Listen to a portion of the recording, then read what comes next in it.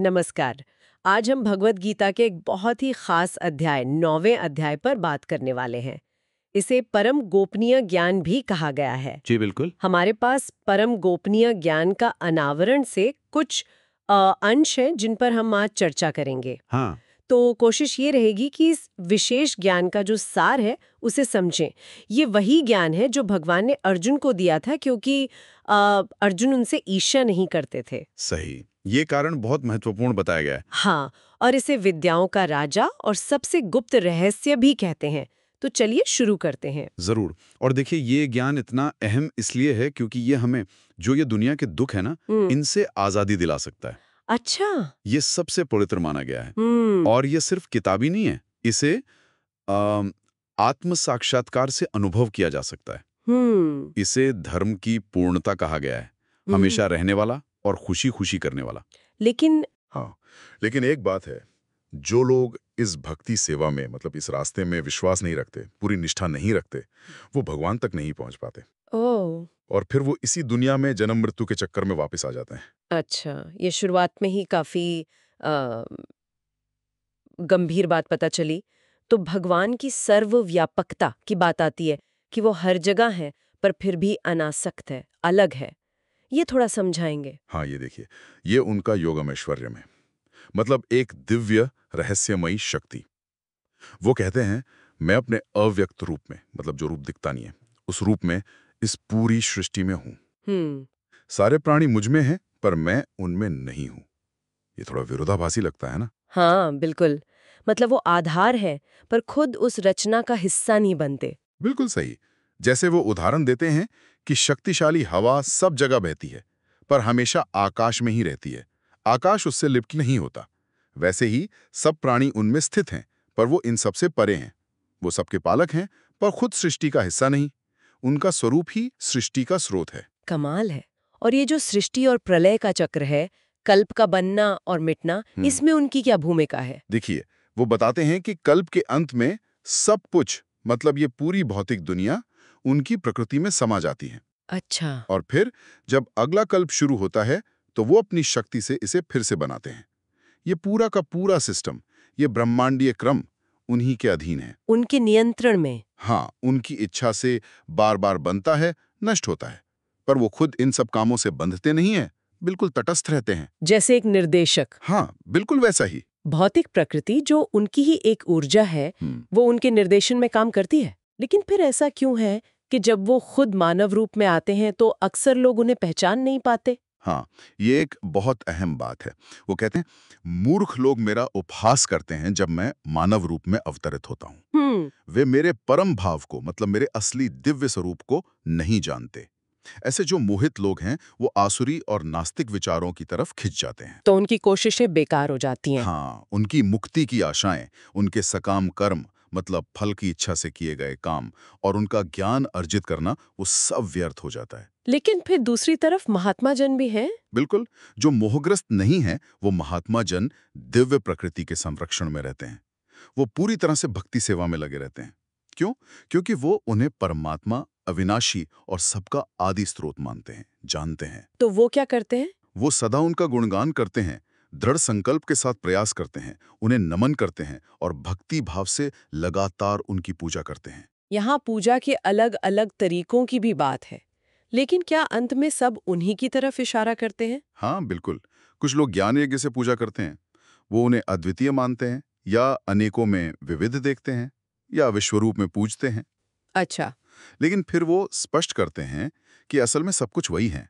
मैं ही कर्मकांड हूँ, मैं ही यज्ञ, पितरों को दिया जाने वाला अर्पण, औषधि, दिव्य मंत्र हूँ। अरे वाह। मैं ही घी, अग्नि और आहुति हूँ। और आगे कहते हैं, मैं इस ब्रह्मांड का पिता, माता, आश्रय और पितामह हूँ। मैं ज्ञान का लक्ष्य, शोधक और ओंकार हूँ। मैं ही ऋग्वेद, सामवेद और यजुर्वेद हूँ। ये तो सब कुछ ही हो गया। हाँ, आगे भी है। मैं ही लक्ष्य, पालक, स्वामी, साक्षी, धाम, शरण और सबसे प्रिय मित्र हूँ। मैं ही सृष्टि और संहार, सबका आधार, विश्राम स्थान और शाश्वत बीज हूँ। गर्मी, वर्षा, अमरता, मृत्यु, आत्मा, पदार्थ सब उन्हीं में है। ये तो मन को शांत कर देने वाली बात है। कि सब कुछ अंततः एक ही स्रोत से जुड़ा है। बिल्कुल। तो फिर जो लोग दूसरे देवताओं की पूजा करते हैं और जो सीधे भगवान की भक्ति करते हैं, उनके परिणामों में क्या फर्क बताया गया है? हाँ, ये एक महत्वपूर्ण सवाल है।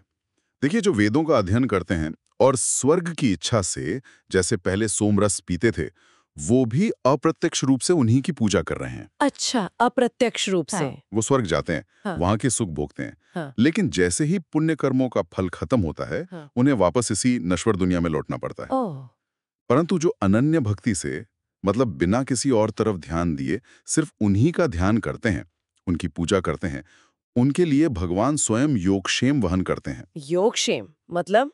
योगक्षेम का मतलब है जो उनके पास नहीं है वो देना, और जो है उसकी रक्षा करना। ये जिम्मेदारी भगवान खुद लेते हैं। वाह।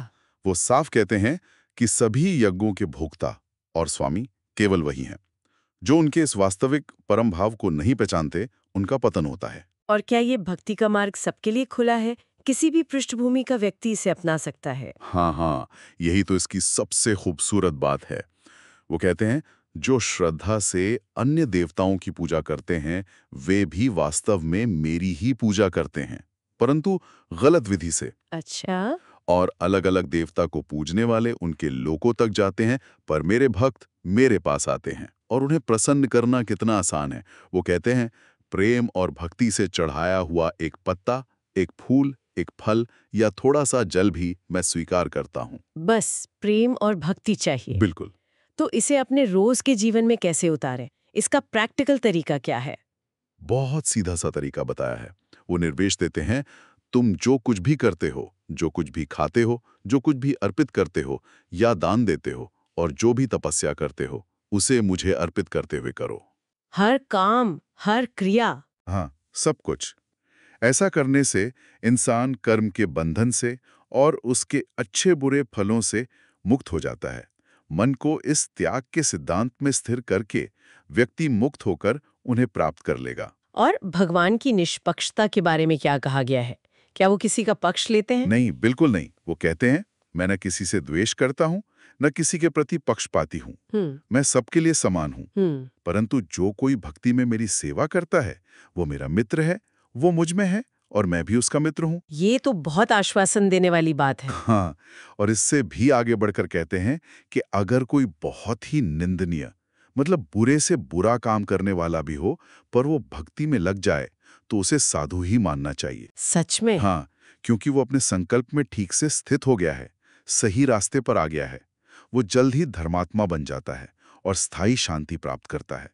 और फिर वो घोषणा करते हैं, एक वादा करते हैं, मेरे भक्त का कभी नाश नहीं होता। वाह। उनकी कृपा सबके लिए है, चाहे वो निम्न जन्म के माने जाने वाले हों, स्त्रियां हों, वैश्य यानी व्यापारी हों, या शूद्र यानी श्रमिक हों, वो भी परम गति को प्राप्त कर सकते हैं अगर वो भक्ति करें। तो किसी के लिए भी दरवाजा बंद नहीं है? बिल्कुल नहीं। इसलिए इस अस्थायी दुखमय संसार में आकर उनकी प्रेममयी सेवा में लगना चाहिए।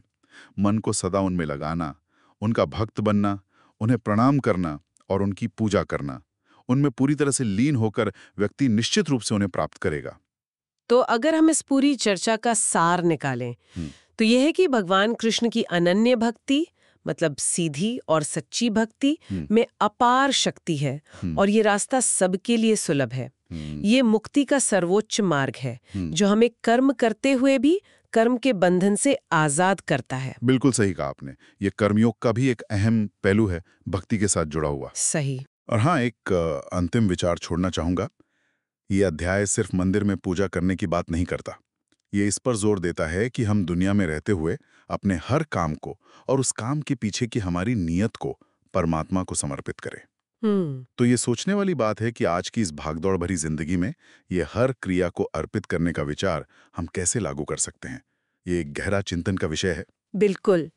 इस विचार के साथ ही आज की ये चर्चा समाप्त करते हैं। धन्यवाद। धन्यवाद।